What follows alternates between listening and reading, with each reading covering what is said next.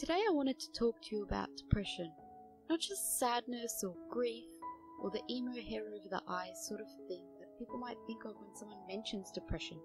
And not just an offhanded comment when someone isn't feeling quite as energetic as they usually are. But the real all-consuming, soul-crushing feeling that makes it feel impossible to just get out of bed, to eat and shower and take care of oneself, and sometimes even to keep living. Depression is more than just a low mood. It's a serious mental health condition that invades every part of your thoughts, your feelings, your body, your soul, and your life. It's a constant cycle of low self-esteem, guilt, and a reduced ability to enjoy life that feeds into increasing those negative feelings even more. It affects the way you think and the way you act, until all the advice people provide on ways to feel better just doesn't make sense anymore. It's like constantly fighting an invisible battle with yourself, where you always feel a few steps behind. And no matter how many times you read about how common depression is and hear other people's stories, somehow it still manages to be isolating and you just feel so alone in your pain. And I say all this because we don't intend to make light of how serious mental illness is. Depression is very serious, and we know this because we don't just study it or read it, we live it every day. And that's exactly the point I want to make. We live it.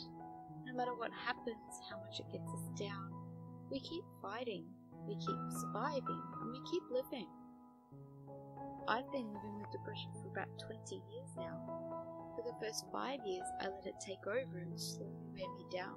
And then for the next 10 years, I fought like anything to keep it at bay, but it made no difference. So the last 5 years, I learned to live again.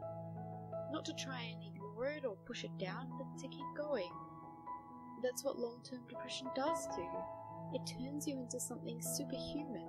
It makes you able to deal with more grief and pain than you thought possible, and then it throws a bit more on until you learn to deal with that too.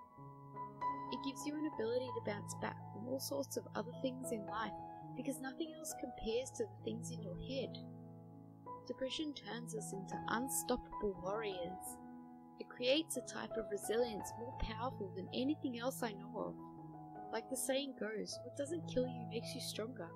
And there are a lot of times when I was totally convinced that it would kill me. And yet, here I am, living alongside the greatest enemy there is, myself and my mind. Depression will try and convince you that you are not strong enough, but when it does, you can tell it that it is the very reason you are strong enough. Thanks for watching.